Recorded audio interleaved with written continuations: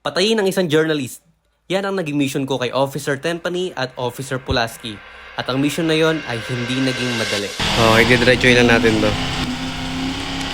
Ay, puto tayo sa patay. Okay. Lah, gago.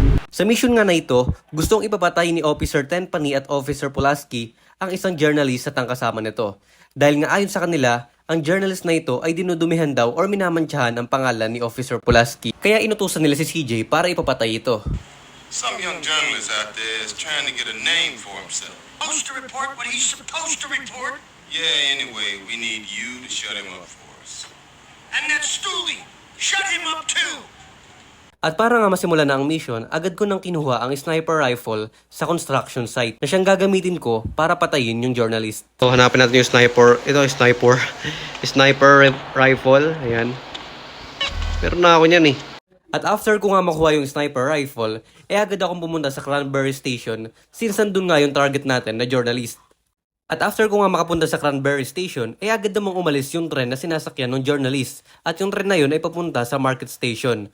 Kaya wala akong ibang gagawin kung hindi sundan lang yung tren na yun papuntang Market Station. At syempre, para masundan ko yung tren na yun papuntang Market Station, kinakailangan ko ng sasakyan. Ang problema, wala akong nahanap. Kaya ang ginawa ko na lang, nag-cheat na lang ako ng sasakyan. At ang chinit ko na sasakyan ay yung Birak Pokey para masundan yung tren doon sa Market Station. Ang problema, hindi ko naman i-obra na maayos, kaya ayun, natagalan pa. Sa ikalawang pagkakataon na ako'y nag-cheat ng sasakyan, naging maayos naman na. Kaso nga lang, ilang beses ako nabangga. Gagi, asan na dumaan yun? Pucha. Ay, puto tayo sa patay yung dumaan. Grabe. Ulo. Pero after ko ilang beses mabangga, narating ko na din yung Market Station. At dito ko na nakita yung journalist, which is yung ating target. Kaso nga lang after ko sundan yung target, naging mission failed agad. Okay. Lah, gago. Ang layo ko naman ah. After ko nga ma-mission failed, inulit ko agad yung mission. At kaya pala ako na mission failed, dahil hindi ko pinansin itong meter na to. Ito kasing meter na to, ito yung magiging guide mo para malaman mo kung masyado ka na bang malapit sa target mo. Kasi kapag masyado kang malapit, mapupuno yung bar na yan at mapapansin ng target mo na sinusundan mo siya. Kasi dito sa mission na to, kapag nalaman ng target mo na sinusundan ka niya, matik, magkakaroon agad ng mission failed. At sa mga oras nga nito, ang ating target ay sasakay na sa taxi. Kaya kinakailangan ko ng kotse para masundan siya. At buti na lang napansin ko itong meter. Kasi itong meter na to ay mapupuno na pala. Kaya agad akong umalis para hindi tayo mapansin ng ating target. Kasi kapag napuno to, ay matik mission failed na naman tayo. Kaya nga dito, tsinaga ko na hindi ako gano'ng lumapit sa ating target para hindi niya tayo mapansin.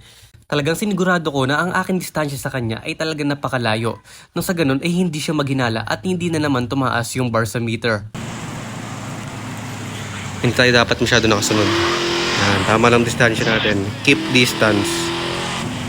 At after nga ng ilang minutong pagsunod, natuntun ko na rin kung saan ba pupunta itong journalist. At dito nga, kinakailangan ko na lang dumistansya para masigurado ko na makikipagkita siya doon sa reporter dahil parehas ko silang papatayin. Okay, kailangan pala i-assassinate ko sila. At dito nga, para mapatay ko ang journalist at reporter, kinakailangan ko ng sniper para ma-assassinate sila. Okay, abot mo sniper natin rin dito. Ayun na, abot. Unahin natin yung reporter. Pop. Yung pangalawa. Okay. Yun. At ayun, after ko mapatay ang journalist at reporter, doon na nagtatapos ang aking mission. Kung gusto nyo pa ng gantong klaseng video, huwag nyo kakalimutang mag-like and subscribe sa aking channel guys. Hanggang sa muli, bye-bye.